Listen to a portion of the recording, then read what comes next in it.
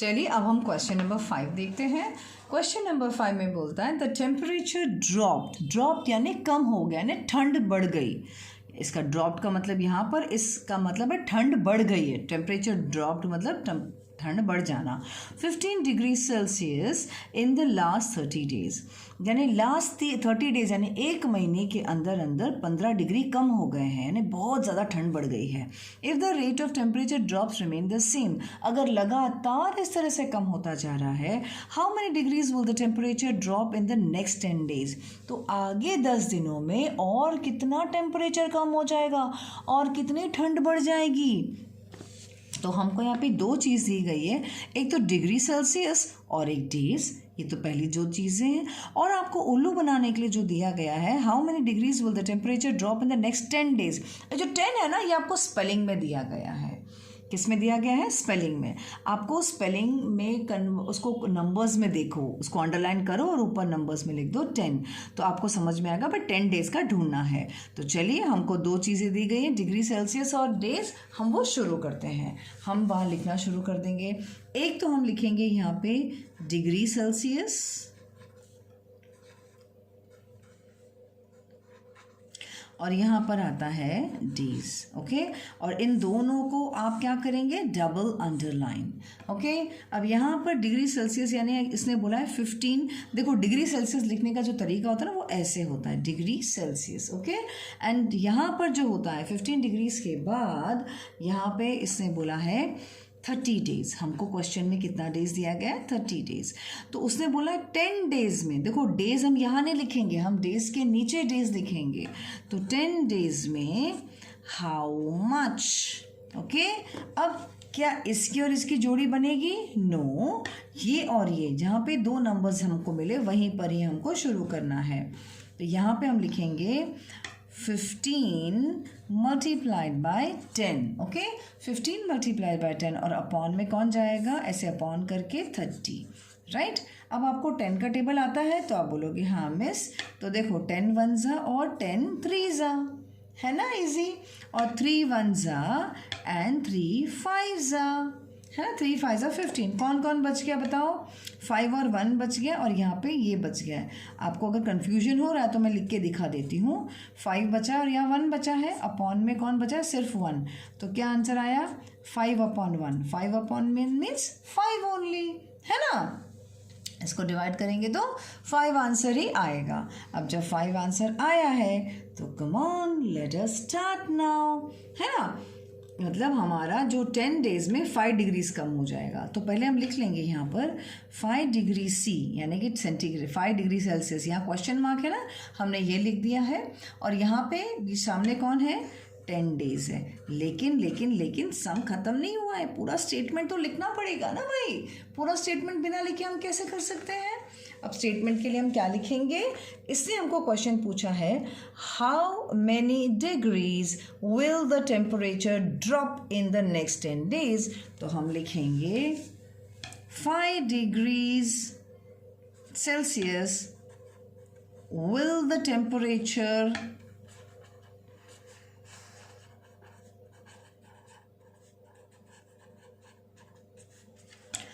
drop in next 10 days।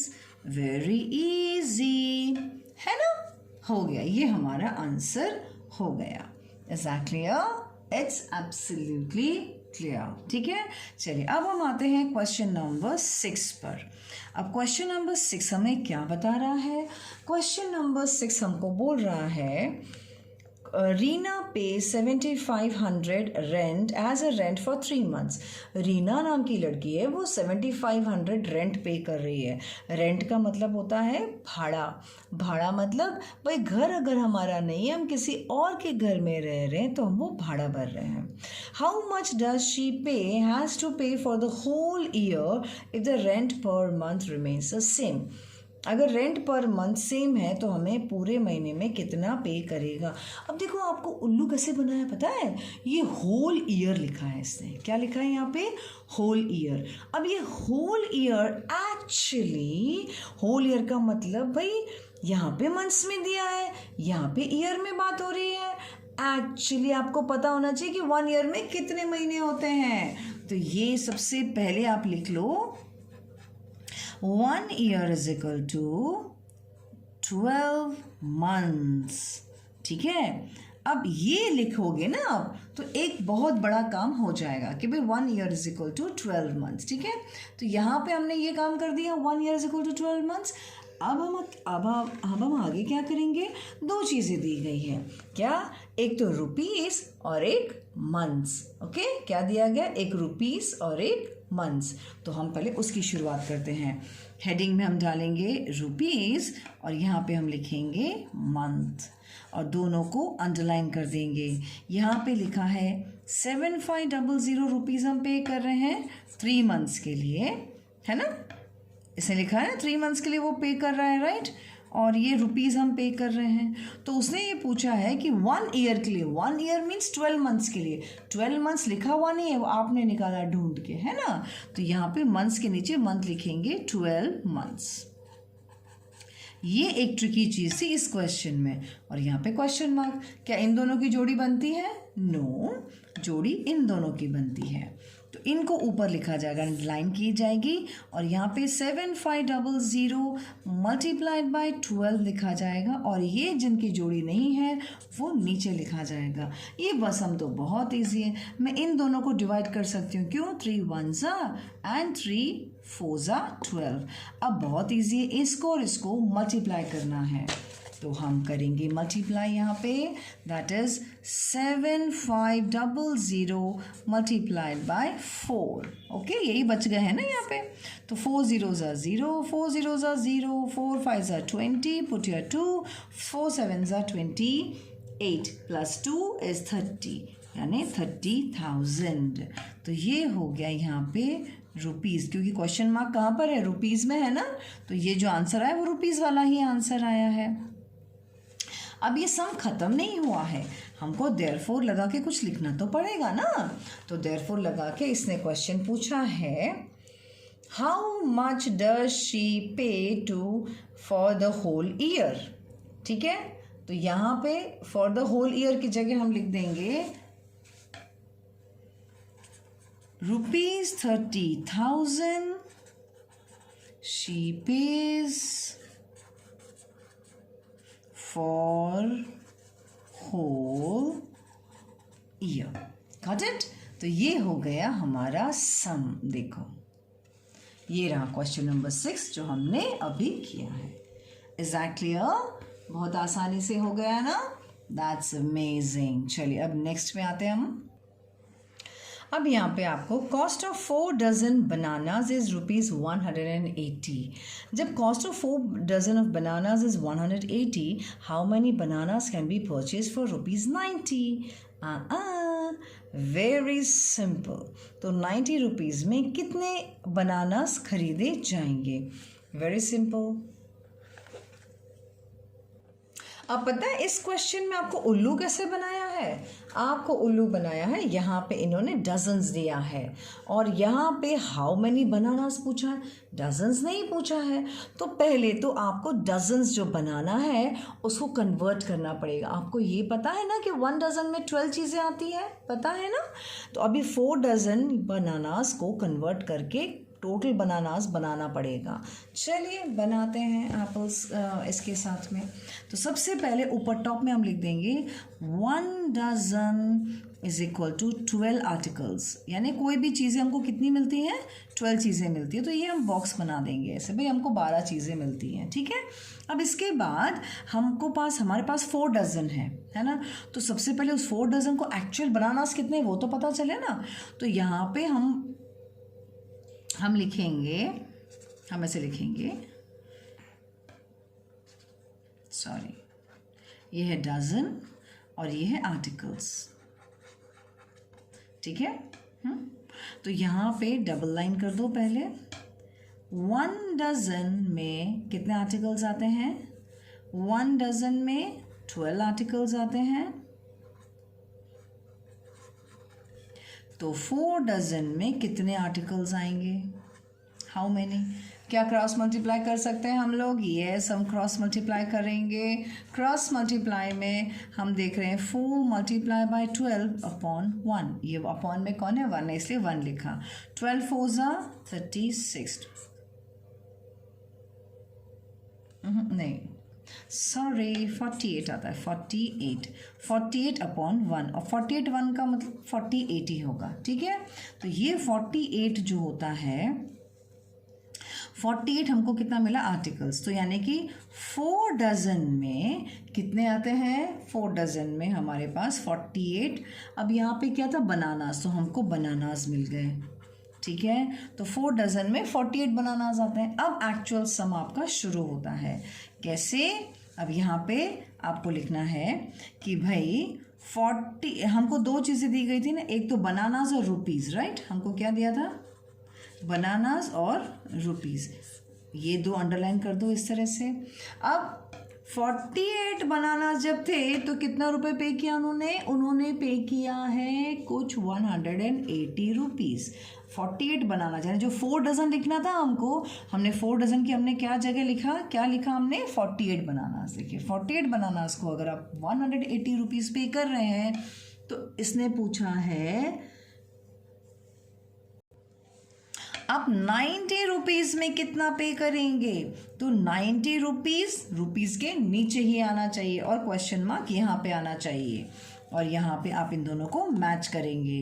अब यहाँ पर आ गया 90 multiply by 48, this is upon 180। Got it? अब देखो ये 0 और ये 0 आप कैंसिल कर सकते हैं, ठीक है।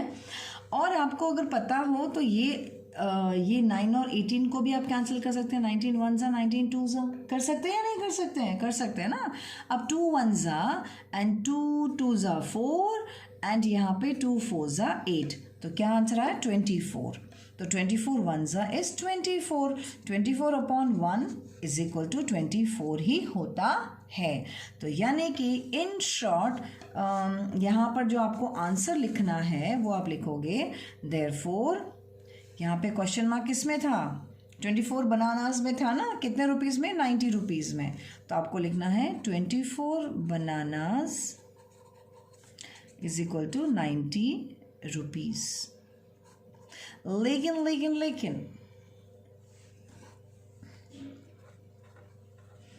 लेकिन लेकिन लेकिन अब यहाँ पे अगर आप देखें यहाँ पे तो आपका सम खत्म नहीं हुआ है। क्यों? अरे मैंने देयरफॉर जल्दी मार दिया, अरे रे रे, देयरफॉर अब आएगा, ठीक है। अब देयरफॉर मार के बड़ा स्टेटमेंट लिखना पड़ेगा। क्या मिस बोल रही है यहाँ? क्वेश्चन क्या बोल रहा है?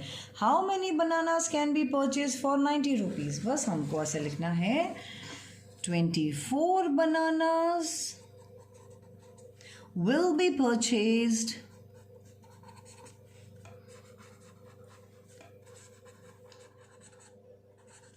for 90 rupees। Is that clear? अब सम खत्म होता है। इसमें जो मेन हमने जो चीज़ किया ना वो ये था, ये वाला चीज़, जो ये वाला चीज़ था ना, ये वाला हमने मेन किया। क्यों? यहाँ पे पहले डजन को कन्वर्ट करना था नंबर्स में, है ना।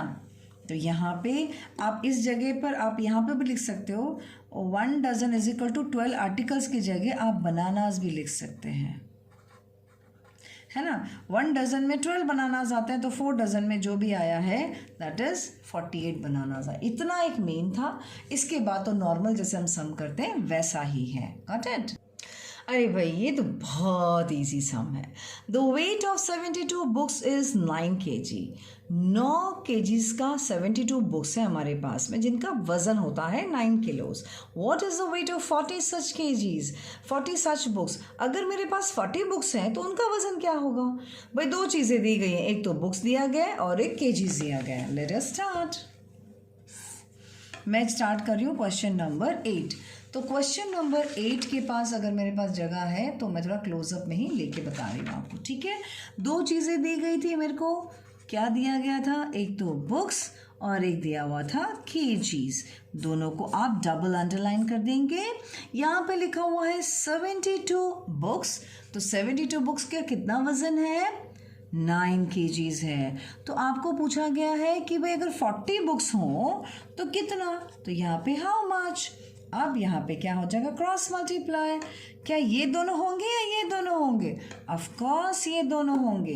तो इसको हम लाइन के ऊपर लिखेंगे, दैट इज 40 मल्टीप्लाइड बाय 9, और नीचे किसको लिखेंगे, 72 को। अब देखा जाए तो 9 का टेबल आपको आना चाहिए। 9 1 ज़ा 9, 8 ज़ा 42, सॉरी 9 8 ज़ा 72, है ना। अब दूसरा आता है, ये दोनों को अगर आप देखो तो 40 और 80 को डिवाइड करने के लिए आपको 8 का टेबल आना चाहिए। 8 1 ज़ा 8 5 ज़ा, है ना। तो यहाँ पर हमारे पास क्या क्या बचा है, देखो 5 1 ज़ा, अगर आपको नहीं समझ में आता है आप वापस से लिख सकते हैं जो जो बच गया है। तो यहाँ पे 5 बचा था, 1 बचा था, तो 5 1 ज़ा 5 एंड 1 का 1, दैट इज आंसर क्या आया है, आंसर इज 5 ओनली। गलत हो गया दूसरे पेज में आ गया, सॉरी। ठीक है, आंसर क्या आया, 5। लेकिन हमारा ख़त्म नहीं हुआ है, अब देयरफॉर मार के लिखना पड़ेगा। नहीं पहले देयरफॉर मार के नहीं, ये पहले 40 क्या है, बुक्स है ना, पहले वो चीज़ हम लिख लेते हैं। ठीक है, तो यहाँ पे हम लिख लेते हैं 40 बुक्स इज इक्वल टू, ये क्वेश्चन मार्क हमने आंसर निकाला, 5 क्या है, केजीज, है ना, तो 5 केजीज। अब हमारा देयरफॉर लगा के आंसर लिखना पड़ेगा। अब देयरफॉर लगा के आंसर लिखने के लिए क्वेश्चन तो पता होना चाहिए। तो यहाँ पे क्वेश्चन क्या है, यहाँ पे इसने लिखा है what is the weight of 40 such books. तो यहाँ पे हम लिखेंगे